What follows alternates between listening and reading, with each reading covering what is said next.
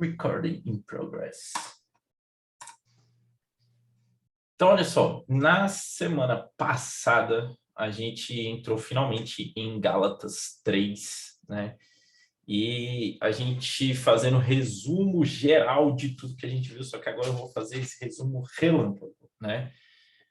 Paulo tinha fundado as igrejas da Galácia junto com Barnabé na sua primeira viagem missionária e, basicamente, assim que ele tirou o pé de lá e voltou para Antioquia, os irmãos da Galácia foram pegos de surpresa pela ação de alguns judaizantes. Esses judaizantes eram falsos irmãos, segundo Paulo, que estavam tentando perverter o evangelho que Paulo havia pregado na Galácia. Eles tentavam fazer isso de algumas formas. Uma delas era removendo a autoridade apostólica de Paulo, dizendo que ele não tinha tamanha autoridade quanto os apóstolos de Jerusalém, ou que o ensino dele não era, de certa forma, autorizado por Jerusalém, né? Ele estava pregando coisas diferentes daquilo que os apóstolos originais estavam pregando. E estavam acrescentando ao evangelho de Paulo, o evangelho da salvação ou da justificação pela fé, as obras da lei, o mérito do cumprimento daquilo que estava descrito no Antigo Testamento. Basicamente, eles estavam dizendo que para você ser cristão, antes você precisa ser judeu. E para ser judeu, você precisa ser circuncidado, você precisa obedecer o calendário litúrgico da nação de Israel e comer kosher, né? Comer as comidinhas lá da dieta judaica. E Paulo vem refutando essa heresia e ele começa afirmando seu apostolado, que é um apostolado divinamente entregue de forma direta pelo próprio Cristo. E ele faz isso por meio de uma autobiografia no capítulo 1. Ele conta como também a autoridade dele não é procedente de Jerusalém, mas que Jerusalém concorda com as coisas que ele fala. E para confirmar isso, ele menciona as viagens que ele fez até Jerusalém, inclusive uma delas carregando Tito, que era grego e não foi obrigado a se circuncidar. Ele conta o episódio em que Pedro esteve em Antioquia também e que dissimulou junto com alguns judeus da parte de Tiago, levando a influenciar também até mesmo o próprio Barnabé, que dissimulou com ele e não mais comia com os gentios na presença dos judeus de Jerusalém. E Paulo repreende eles publicamente, tá? Depois disso, Paulo começa uma dissertação a respeito do que é o verdadeiro evangelho e de como nós podemos obter justiça diante de Deus, não por obras meritórias, não pelo cumprimento ou pela obediência, mas sim pela fé em Jesus Cristo. A gente chamou essa doutrina aí de justificação pela fé. E o capítulo 3, ele começa perguntando para os Gálatas quem os havia enfeitiçado, porque Cristo tinha sido exposto diante deles como crucificado, como se eles próprios tivessem visto o Cristo crucificado com seus próprios olhos. E ele começa uma série de perguntas retóricas como uma forma de argumentação retórica mesmo, bem enfática, para demonstrar a infantilidade ou a tolice, ou a gente poderia dizer até mesmo a burrice do erro dos Gálatas, de estarem abandonando o verdadeiro evangelho por um evangelho de obras, né? E aí ele pergunta, vocês receberam o Espírito pela lei ou pela fé? Né? Vocês começaram no Espírito, agora querem se aperfeiçoar na carne? Vocês sofreram em vão? Aquele que concedeu o Espírito e que operou milagre em vocês, fez isso pelas obras da lei ou pela pregação da fé? E ele encerra aí o que a gente falou na semana passada, demonstrando que nós somos como Abraão. O Abraão é o exemplo. Os judaizantes provavelmente adoravam citar Abraão como exemplo de boa conduta e de como a obediência conduziu à salvação. E Paulo demonstra que o caso é exatamente o inverso, e que Abraão não obedeceu para ser salvo, mas Abraão creu. E isso foi atribuído a ele como justiça da parte de Deus. E a gente encerrou no versículo 7, quando ele arremata esse argumento, dizendo: os que têm fé é que são filhos de Abraão, de fato, né? A gente fez um comparativo da história de Abraão em Gênesis, principalmente em Gênesis 22, quando ele é chamado a sacrificar Isaque, e a gente viu que Abraão pela fé, vislumbrou aquilo que seria o sacrifício de Cristo e profetizou que o Cordeiro Deus proveria para si. Beleza? Continuando agora no versículo 8, Paulo segue o argumento. Dessa vez eu vou fazer um pouquinho diferente, porque para a gente arrematar toda a explicação aqui, eu já vou ler tudo do 8 ao 14 e depois a gente vem explicando, porque eu preciso de uma argumentação, um arcabouço geral para fazer essa explicação antes, beleza? Então eu vou ler tudo. Ora, tendo a Escritura previsto que Deus justificaria os gentios pela fé, pré-anunciou o evangelho a Abraão, dizendo: em você serão abençoados todos os povos. De modo que os que têm fé são abençoados com o crente Abraão. Pois todos os que são das obras da lei estão debaixo da maldição, porque está escrito: maldito todo aquele que não permanece em todas as coisas escritas no livro da lei para praticá-las. É evidente que pela lei ninguém é justificado diante de Deus, porque o justo viverá pela fé. Ora, a lei não procede de fé, mas aquele que observar os seus preceitos, por ela viverá. Cristo nos resgatou da maldição da lei, fazendo-se ele próprio maldição em nosso lugar, porque está escrito: maldito todo aquele que for pendurado em madeira. Para que a bênção de Abraão chegasse aos gentios em Cristo Jesus, a fim de que recebêssemos pela fé o Espírito prometido. Então, esse trecho, Paulo vai demonstrar, ele vai agora provar, porque ele fez uma afirmação séria. Ele fez a afirmação de que aqueles que têm fé é que são filhos legítimos de Abraão. E não aqueles que obedecem à lei, mas sim aqueles que têm fé em Jesus. Esses são os legítimos filhos de Abraão. E do versículo 8 até o versículo 14, a intenção dele é provar essa afirmação. E como ele está lidando com judaizantes, ou seja, pessoas que pregavam que você tinha que ser judeu antes para depois ser cristão, né? E que os gentios eles precisariam ser judeus para depois se tornarem cristãos, Paulo vai citar e ele vai utilizar o próprio Antigo Testamento para demonstrar que não é o caso, que já desde o início a intenção de Deus era incluir os gentios na aliança e incluí-los por meio da fé e não pela lei. Tá? Então ele vai demonstrar isso daí e para isso ele vai usar o próprio Antigo Testamento e principalmente ele vai usar a própria lei para afirmar isso. Tá? Então a genialidade do argumento ela reside justamente nisso, que Paulo vai usar a lei para mostrar que não é a lei que salva. Ou seja, Paulo vai dizer, eu não estou inventando uma coisa nova, isso já está escrito lá. A própria lei já tinha essa intenção desde sempre. Né? Então ele começa dizendo, tendo a Escritura previsto que Deus justificaria os gentios pela fé. Então, a própria Escritura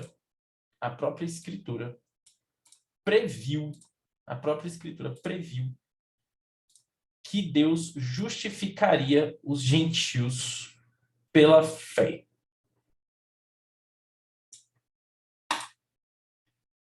Então, Paulo faz essa primeira afirmação aí, que a Escritura já havia previsto, ou seja, já estava na própria Bíblia, já no Antigo Testamento, que Deus justificaria os gentios pela fé. E aí a gente pode se perguntar, como que a Escritura previu isso? Onde que isso está na Escritura? E Paulo vai usar um exemplo, e é um exemplo muito forte, justamente por ser o exemplo do patriarca Mor, do fundador da nação de Israel, onde tudo começou, em quem todas as promessas foram estabelecidas e em quem a aliança com os judeus foi inicialmente firmada. Então ele diz, a Escritura pré-anunciou o evangelho a Abraão. Essa afirmação é muito importante. A Escritura pré-anunciou o evangelho a Abraão. Nota que não foi em si a escritura que pré-anunciou o evangelho a Abraão, porque quando Abraão recebeu o pacto, não existia uma escritura ainda. Quem pré-anunciou o evangelho a Abraão foi Deus. Mas nesse caso, Paulo está dizendo que a palavra da escritura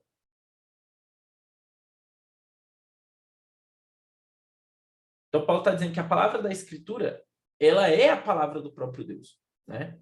A Senilda mandou uma pergunta aqui. Mas quando Abraão viveu, a lei ainda não existia. Então, eu não entendo por que utilizam ele como referência entre a justificação pela fé e não pela lei. Senilda, então, justamente por isso, como Abraão veio antes da lei, e ele encontrou justiça da parte de Deus, ou seja, Abraão foi justificado, um dos argumentos de Paulo é justamente esse. Como ele pode ter sido justificado se ele veio pela lei, conforme os judaizantes estavam dizendo, se ele próprio veio antes da lei?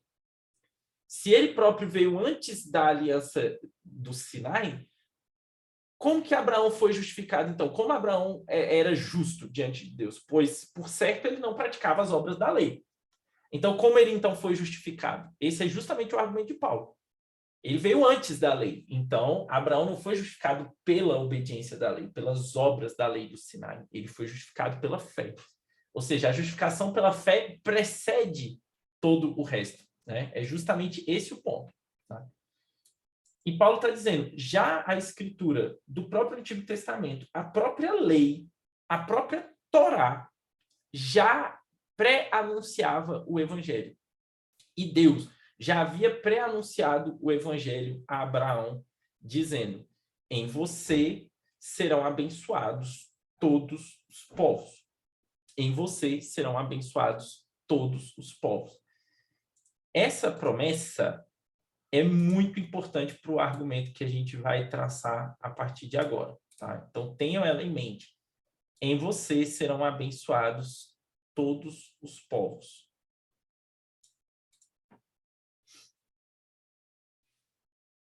Essa promessa, ela tem um caráter familiar. Ela não tem um caráter apenas de exclusivismo individual. Não quer dizer que em Abraão, na pessoa de Abraão especificamente, mas que ela quer dizer na pessoa de Abraão e na sua continuidade. Ou seja, na sua descendência por meio dos seus filhos. É como se Deus chegasse para mim e falasse assim, Alisson, na sua linhagem serão abençoados todos os povos. É exatamente isso que quer dizer. Então, é na sua linhagem, em você e naqueles que provêm de você no futuro. Serão abençoados todos os povos. Então, Paulo está dizendo que essa frase era um pré-anúncio do evangelho. Uma espécie de evangelho já anunciado antes mesmo da vinda do Messias e que servia de alguma forma como uma prefiguração daquela realidade que viria na pessoa de Jesus Cristo. E a Bíblia, de fato, ela está recheada de exemplos de como o evangelho foi pré-anunciado não só a Abraão, mas a todos os crentes do Antigo Testamento. E de que como a Escritura está cheia, na verdade, como o Antigo Testamento inteiro, é a sombra, é o pré-anúncio daquilo que haveria de vir no Evangelho de fato, que era a realidade. Eu fiz aqui um esquema para a gente entender justamente como é que isso vai funcionar. A Abraão foram feitas duas promessas principais. Uma de caráter material, físico, terreno, e uma de caráter espiritual, ulterior, né? Uma dessas promessas, em Gênesis 12, é: darei esta terra à tua descendência, enquanto Deus falava com Abraão, especificamente falando de uma terra física. falando de um local material, um ponto geográfico específico, a terra de Canaã. Dessa promessa sai a linhagem de Abraão por meio de Isaac, Jacó e os 12 filhos de Jacó, conhecido aí como as 12 tribos. Dessas 12 tribos, procede Moisés e procede a lei. E Moisés é tido como um mediador dessa aliança terrena entre Deus e o povo de Israel. Moisés é tido como servo na casa de Deus, mediando aquilo que é a vontade de Deus entre Deus e o povo. É por meio da aliança que foi feita com Moisés, por meio da aliança de lei, que nós temos o estabelecimento mais concreto da circuncisão, do sacrifício, do calendário litúrgico e da dieta. É por meio da linhagem das 12 tribos e depois do Pacto do Sinai que nós temos Davi. E é por meio da linhagem de Davi que nós temos o Cristo segundo a carne, ou seja, Jesus segundo a sua natureza humana. Essa é a descrição da bênção e do pacto de Deus com Israel, sendo um pacto terreno, firmado em lei, dado a Abraão e a sua descendência depois, né? Isso está estabelecido bem claramente lá em Romanos 9, quando Paulo, eu vou até ler aqui, em Romanos 9:4,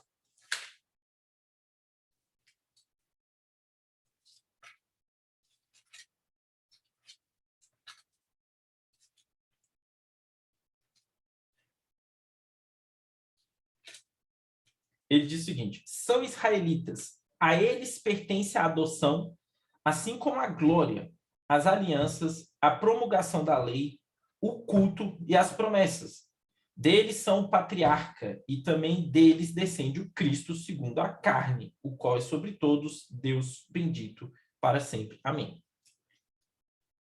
Então, essa é uma das facetas da promessa que Deus fez a Abraão. Deus fez uma promessa a Abraão que tinha um cunho material, que tinha uma faceta física, terrena, vinculada a uma terra especificamente, vinculada a uma lei e vinculada a uma obediência. Obedeçam essa lei e vocês ficam na terra. Desobedeçam essa lei e vocês serão expulsos. O Pacto do Sinai, ele entra como um pacto terreno vinculado com a lei e vinculado com a obediência. No entanto, Deus fez um pacto com Abraão de natureza espiritual, um pacto superior com o mesmo Abraão, em que ele diz: em ti serão benditas todas as famílias da terra. E esse pacto não era vinculado à obediência. Esse pacto não estava vinculado à descendência ou à linhagem de Abraão de uma forma física. Esse pacto é o pacto no qual Abraão creu, e isso foi imputado a ele como justiça. É por meio desse pacto gracioso com Abraão, que tem um cunho superior e espiritual, que provém a segunda pessoa da Trindade e se junta à natureza humana de Cristo para formar aquilo que nós chamamos de Deus-homem.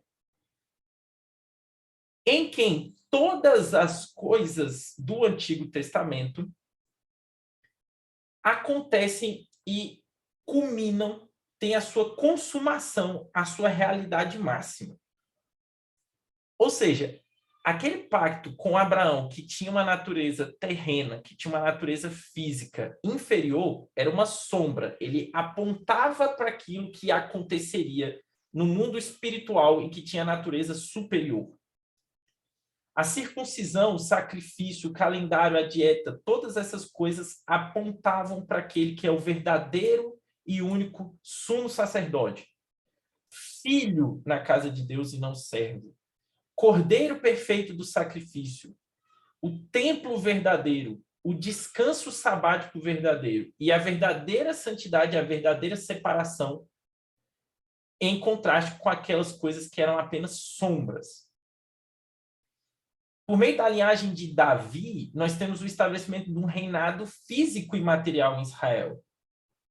Mas isso apontava para o reinado espiritual e definitivo de Jesus. Os profetas do Antigo Testamento, eles falavam a palavra de Deus. Eles, por meio de visões, eles revelavam aquilo que era a palavra de Deus. Mas no Novo Testamento, nós temos a palavra de Deus encarnada na pessoa de Jesus Cristo. Então, ele é o cumprimento e a consumação de todas as sombras daquilo que havia acontecido no Antigo Testamento. Todos aqueles elementos terrenos da aliança com Abraão e a continuidade dessa aliança física com Moisés e com Davi, elas são um tipo daquilo que seria finalmente consumado em Jesus. O que muitos judeus e o que os judaizantes de Gálatas não entenderam é que a aliança salvífica pela qual tanto judeus quanto gentios chegariam à salvação era essa, e não essa. A aliança da salvação, ela é proporcionada por meio de Cristo pela fé. Não é a aliança de obras, da obediência da lei. Eles confundiram as coisas, eles confundiram as alianças. Eles acharam que, de alguma forma, a aliança da terra, a aliança da obediência, a aliança da lei, era a mesma aliança que garantia a aceitação e a salvação diante de Deus. Quando, na verdade, a aliança terrena, por meio da lei, ela simplesmente apontava para a aliança superior por meio da fé. Deixa eu ler a pergunta que me mandaram.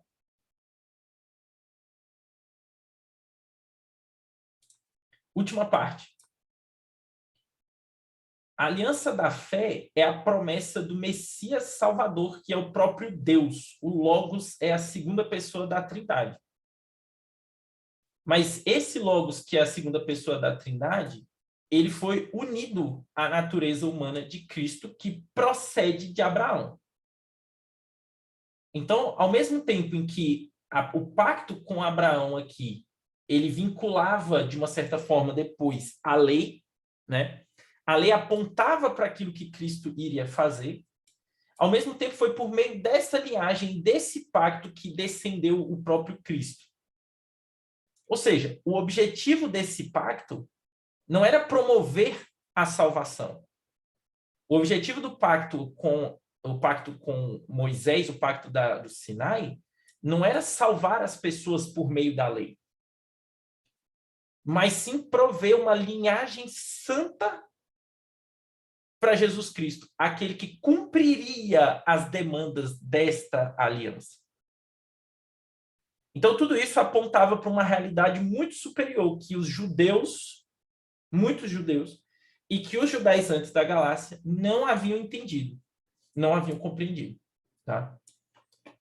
Então, daqui, a gente pode chegar até algumas conclusões muito maiores do que essa. Muito maiores do que essa. Porque o Antigo Testamento inteiro, ele é uma prefiguração, um tipo, uma sombra daquilo que é a realidade. E o que é a realidade? A realidade é Cristo. Depois que Jesus morre e ele ressuscita, ele aparece para alguns discípulos no caminho de Emaús. E a Bíblia deixa claro que ele, discorrendo desde Moisés até os profetas, tudo que era concernente a ele, tudo que dizia respeito a ele, desde Moisés até os profetas. A própria lei nunca teve o objetivo salvífico, a própria lei tinha como objetivo apontar para Cristo. E não só a lei em si, no sentido dos próprios mandamentos, falando de forma estrita, mas a Torá inteira. E não só toda a Torá, mas também os escritos, os profetas.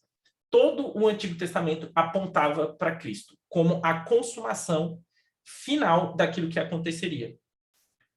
Jesus, é o verdadeiro e melhor Adão, que foi testado no jardim e cuja obediência foi imputada a nós. Jesus é o melhor Abel, que foi morto mesmo sendo inocente, e o seu sangue agora clama não por nossa condenação, mas por nossa absolução. Jesus é o melhor Abraão, que foi chamado por Deus para deixar o conforto da casa do seu pai e vagar para uma terra desconhecida para criar um povo para Deus. Jesus é o verdadeiro Isaque, que foi realmente oferecido no monte, e onde agora nós podemos falar que Deus nos ama porque ele não nos negou o seu filho, o seu único filho. Jesus é o verdadeiro e melhor Jacó, que levou o golpe da justiça que nós realmente merecemos. Ele é o verdadeiro e melhor José, que à direita do rei perdoa aqueles que o traíram e o venderam e usa seu poder para salvá-los. Ele é o melhor Moisés, que faz a mediação entre o povo e o Senhor por meio de uma nova aliança. Ele é a rocha de Moisés, que golpeada com a vara da justiça de Deus, nos dá água no deserto. Ele é o verdadeiro Jó, o sofredor verdadeiramente inocente, que intercede e salva seus amigos. Ele é o melhor e verdadeiro Davi, em cuja vitória nós temos a nossa vitória, embora não tenhamos levantado uma única pedra para alcançá-lo. Ele é o melhor e verdadeiro Esther, que não apenas arriscou deixar um palácio terreno, mas renunciou um palácio e uma glória celestial. E que não apenas arriscou sua vida, mas entregou a sua vida. Ele é o melhor Jonas, que foi lançado na tempestade e por 3 dias padeceu nas profundezas da terra. Ele é o melhor Sansão, que usa sua força para derrotar seus inimigos e salvar seu povo. Ele é o Cordeiro Pascal, inocente e defeso, morto para que o anjo da morte não nos mate. Ele é o verdadeiro templo, a verdadeira arca, o verdadeiro profeta, o verdadeiro sacerdote, o verdadeiro rei, o verdadeiro descanso, o verdadeiro sacrifício, a luz, o pão que desce do céu, a escada de Jacó, o bode expiatório, a rosa de Saron, a estrela da manhã, a água da purificação, o sangue da aspersão, a coluna da nuvem, a coluna de fogo, a água do batismo, o pão que partimos, o vinho que bebemos, a porta das ovelhas, o bom pastor, o autor e consumador da fé, o servo sofredor, o salvador do mundo, o princípio e o fim, o soberano dos reis da terra, o santo de Israel, o pão da vida, o senhor dos exércitos, o unigênito de Deus, o advogado, o juiz, a pedra, o príncipe da paz, o bispo das almas, o verbo encarnado, a videira verdadeira, o leão da tribo de Judá, a raiz de Davi, a ressurreição e a vida. E como Paulo diz em Colossenses 1, de 13 a 22, ele nos libertou do poder das trevas. Ele é a imagem do Deus invisível, o primogênito da criação. Todas as coisas foram criadas por ele, nos céus e sobre a terra, as visíveis e as invisíveis. Tronos, soberanias, principados, potestades, tudo foi criado por ele e para ele. Ele é antes de todas as coisas, nele tudo subsiste. Ele é o cabeça do corpo, a igreja. Ele é o princípio, o primogênito dos mortos. Porque Deus achou por bem que nele residisse toda a plenitude e que, havendo feito a paz pelo sangue da sua cruz, por meio dele reconciliasse consigo mesmo todas as coisas, quer sobre a terra, quer nos céus. E vocês, que no passado eram estranhos e inimigos no entendimento pelas obras más que praticavam, agora, porém, ele os reconciliou no corpo da sua carne, mediante a sua morte, para apresentá-los diante dele santos, inculpáveis e irrepreensíveis. É assim que a Escritura pré-anunciou o Evangelho. O testemunho inteiro do Antigo Testamento é um só. Cristo é a consumação de tudo que havia sido prometido. Desde a promessa feita a Abraão e a Adão e Eva, aliás, em que pela descendência dos dois, ele esmagaria a cabeça da serpente até o final.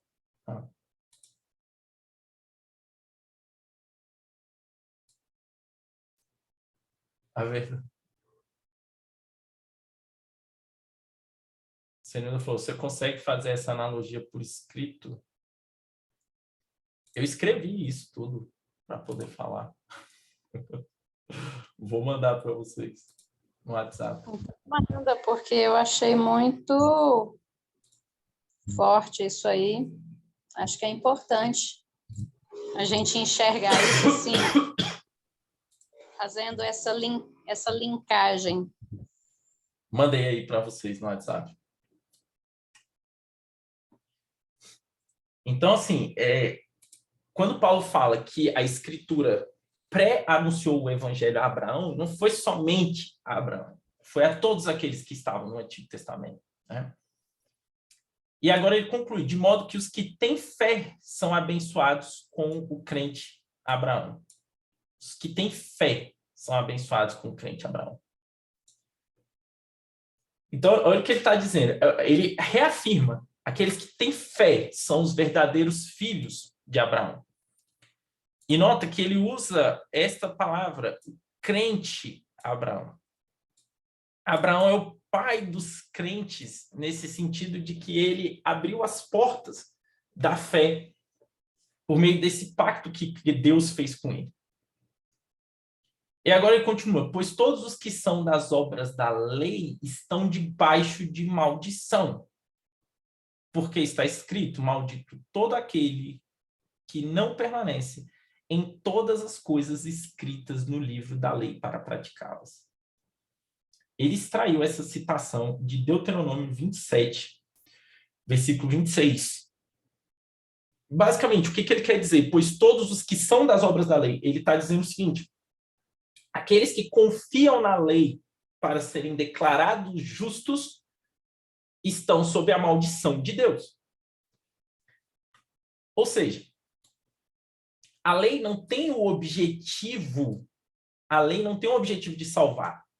Então, se você confia na lei para salvação, você não só não será salvo, como você está sob maldição.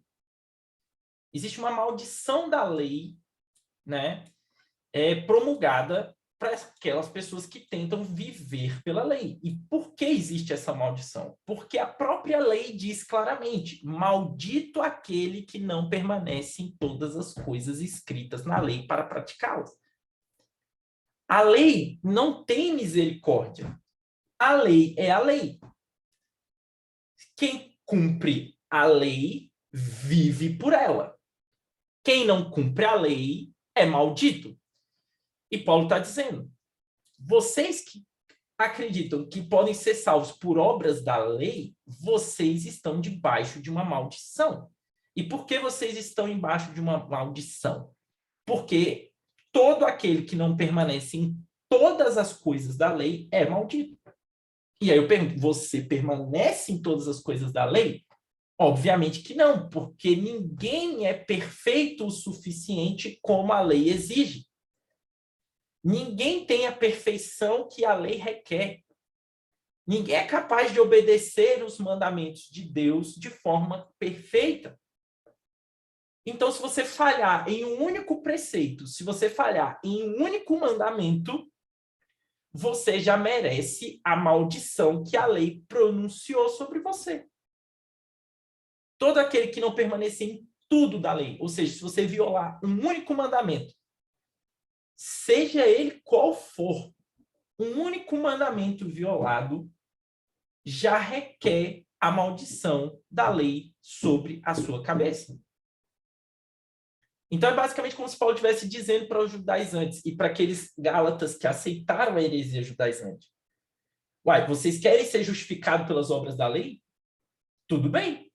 Então, obedeçam toda a lei com perfeição absoluta. E aí, você consegue obedecer a lei com perfeição absoluta? É óbvio que não. Então, por isso que ele conclui. É evidente que pela lei ninguém será justificado. É evidente. E por que é evidente? É óbvio. Porque nenhum ser humano é capaz de cumprir a lei perfeitamente. E se nenhum ser humano é capaz de cumprir a lei perfeitamente, então é óbvio que nós não podemos ser aceitos diante de Deus por cumprir a lei. É óbvio, Paulo está dizendo, está na cara de vocês. Como é que vocês não enxergam isso? Ninguém é justificado diante de Deus pela lei. E por que que ninguém é justificado diante de Deus pela lei? Porque o justo vive pela fé e não pela obediência. Aqueles que são verdadeiramente justos diante de Deus, eles não confiam na sua própria capacidade de obedecer, mas eles confiam naquele que obedeceu por eles. Eles confiam naquele que obedeceu por eles. O justo viverá pela fé é uma citação direta de Abacuque, capítulo 2, versículo 4. Eu não sei se vocês já leram o livro de Abacuque, né? Ou têm familiaridade com o livro de Abacuque. É um livro um tanto quanto esquecido, né? Na escritura. Mas a história de Abacuque, ela é uma história que precede o juízo de Deus por meio do exílio babilônico. O livro de Abacuque começa com Abacuque se indagando ou se queixando diante de Deus o porquê do sofrimento dos justos. E ele começa se queixando. A pergunta básica de Abacuque a Deus é: por que o justo sofre e por que os ímpios prosperam? Essa é uma angústia do coração humano, né, muito grande. Por que que eu que sou justo, por que que eu que tento viver de acordo com a vontade de Deus, por que que eu que vou para a igreja, por que que eu que obedeço, por que que eu que me esforço, por que que eu sofro enquanto um miserável pecador, inimigo declarado de Deus, prospera? Né? Essa é a pergunta de Abacuque. E Deus não dá uma resposta que Abacuque gosta. Enquanto Abacuque se pergunta por que que pecadores judeus prosperam enquanto justos padecem, Deus responde: não se preocupe, eu vou acabar com isso. Os caldeus, os babilônicos estão vindo e vão dominar sobre Israel e vão acabar com essa impunidade. E aí que Abacuque fica mais angustiado ainda, porque Deus dá uma resposta que ele não esperava. Ele fala: os caldeus, os babilônicos vão vir e vão destruir Israel e vão cumprir o meu juízo em cima de Israel. E aí ele fica mais indignado ainda. Como? Uma nação estrangeira, um povo ímpio, inimigo declarado de Deus, bando de pagão do inferno. Eles vão vir e eles vão ser o cumprimento do juízo de Deus contra o povo de Israel. Aí ele fica muito indignado. E Deus responde para ele basicamente isso. Sim, é isso que vai acontecer. Então Abacuque responde para Deus de volta. E quem vai punir os caldeus? E quem vai punir os babilônicos por uma infâmia dessa, por um ultraje desse, deles virem destruírem o próprio povo santo de Deus? E aí Deus responde para Abacuque: não se preocupe, eu estou parafraseando, tá, gente? Não se preocupe, eu mesmo punirei. E Deus dá uma visão para Abacuque do próprio Yahvé descendo do céu e punindo os seus perseguidores, punindo os caldeus com as suas próprias mãos. E essa resposta simplesmente cala Abacuque. E Deus fala para ele: confie que eu vou prover o julgamento. Eu vou prover o julgamento. E o próprio Deus conclui: porque o justo viverá pela fé. E depois de tudo isso, Abacuque se cala. E no final do texto, ele escreve um poema de exaltação a Deus. E ele fala: eu me colocarei na torre de vigia e esperarei por ele. E ainda que a figueira não floresça e que não haja frutos na videira, eu não temerei. E aí vocês conhecem essa parte. Ou seja, Abacuque foi convencido pelo próprio Deus de que a esperança dele, de que a confiança dele do juízo de Deus viria pelas mãos do próprio Deus, que bastava ele confiar. Bastava ele confiar. Para ele era suficiente viver pela fé. Para ele era suficiente viver pela fé. E aí você pode pensar até que Paulo pegou essa citação do Antigo Testamento, sem mais nem menos, né?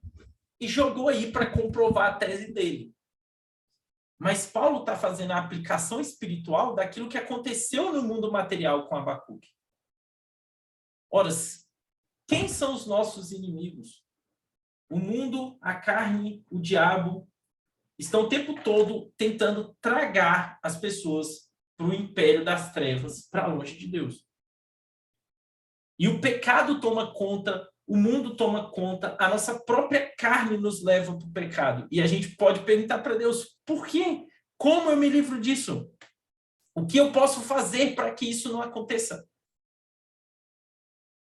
E Paulo está respondendo. Você viverá pela fé. Da mesma forma que os israelitas serão libertos dos caldeus pela mão do próprio Deus, o próprio Deus desceria do céu para prover a libertação do cativeiro. Da mesma forma, o próprio Deus desceu do céu para prover a libertação do nosso cativeiro. E nós não fazemos nada em relação a isso. É Deus quem provém o livramento. E para a gente, basta viver pela fé. E por isso ele continua e diz, ora, a lei não procede da fé. E por que a lei não procede da fé?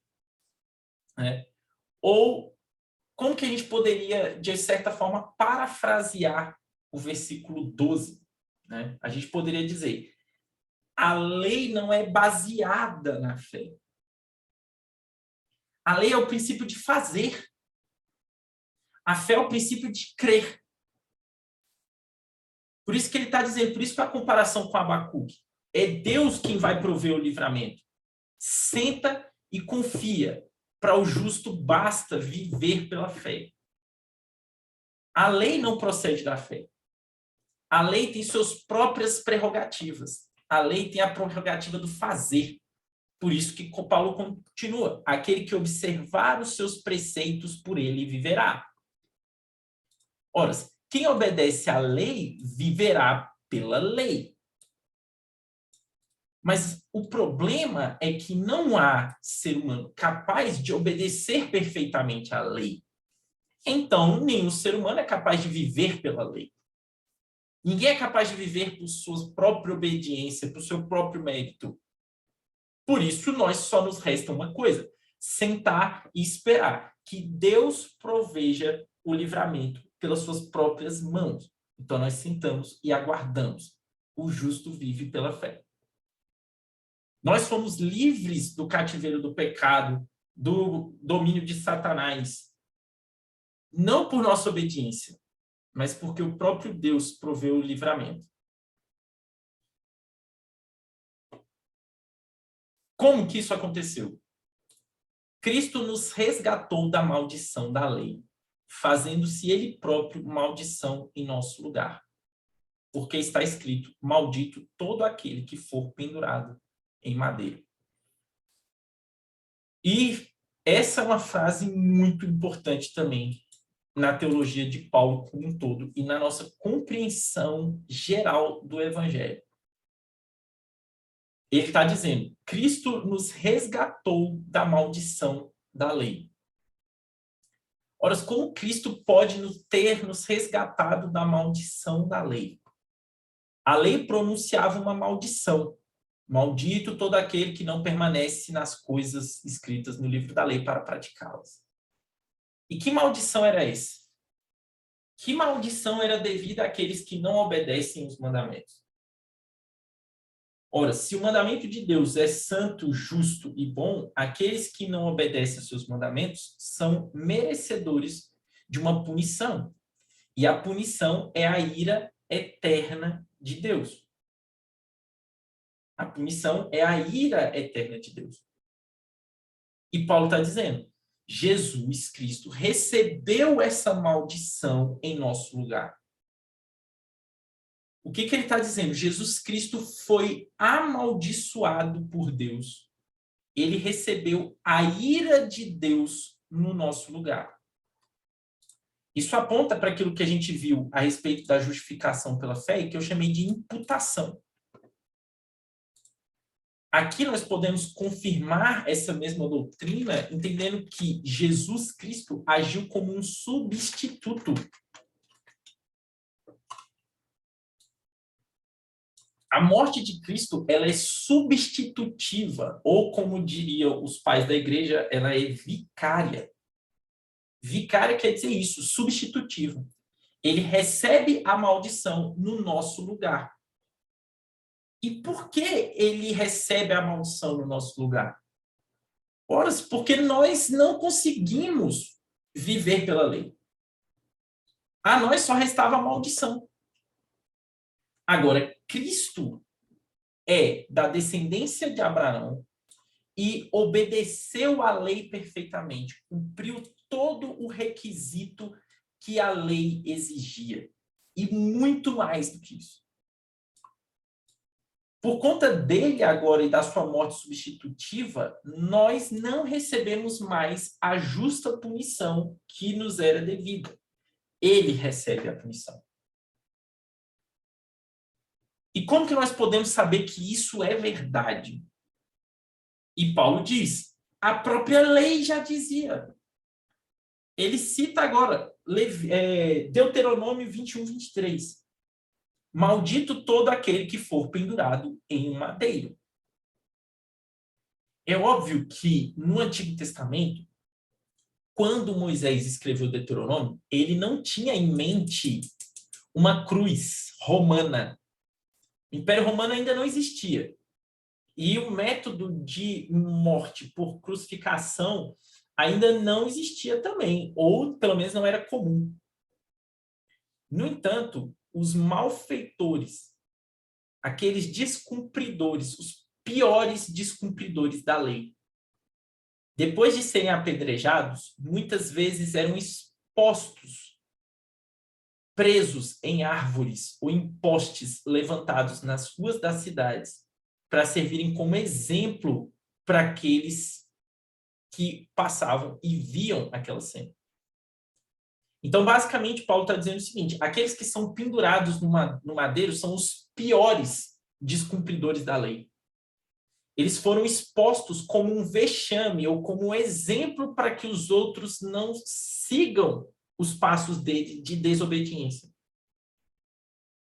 E é óbvio que esse ato de levantar um malfeitor, um desobediente da lei, e expor ele à vergonha pública no madeiro, é uma analogia muito, mas muito, muito profunda com a morte de Cristo. Que não só foi morto e depois exposto no madeiro, mas foi exposto e no próprio madeiro morreu. Na própria cruz romana, num pedaço de pau e de madeira erguido para cima, ele foi exposto como um vexame e como um exemplo de malfeitor. E por que isso aconteceu? Se ele próprio não tinha pecado, isso aconteceu porque ele estava levando os nossos pecados. Ele recebeu a justa punição dos pecados. Não os pecados dele próprio, mas os nossos pecados. Ele se fez maldito por nós. É o que Paulo está dizendo. Ele fazendo-se ele próprio maldição em nosso lugar. Ele se fez maldição no lugar daqueles que o recebem pela fé. E Paulo conclui, para que a bênção de Abraão chegasse aos gentios em Cristo Jesus, a fim de que recebêssemos pela fé o Espírito prometido. O versículo 14 finaliza esse argumento de Paulo com chave de ouro, porque ele está dizendo o seguinte: qual é o cumprimento? Qual é o cumprimento da promessa que Deus fez a Abraão?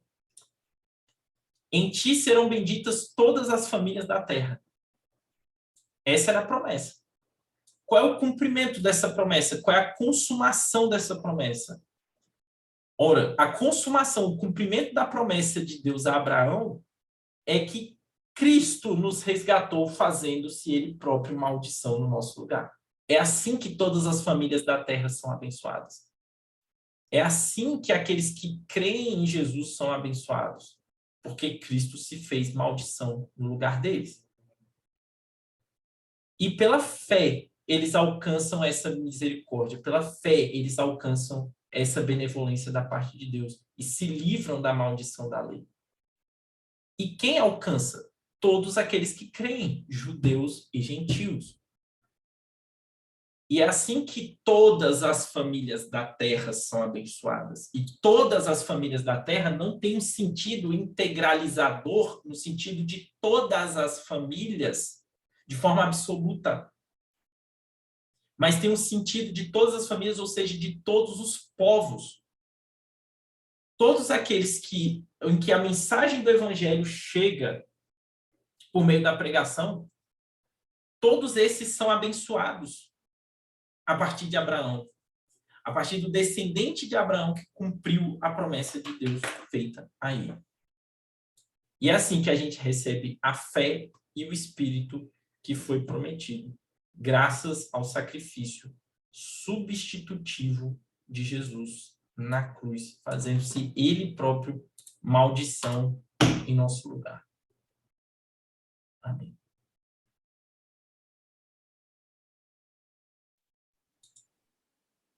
Amém.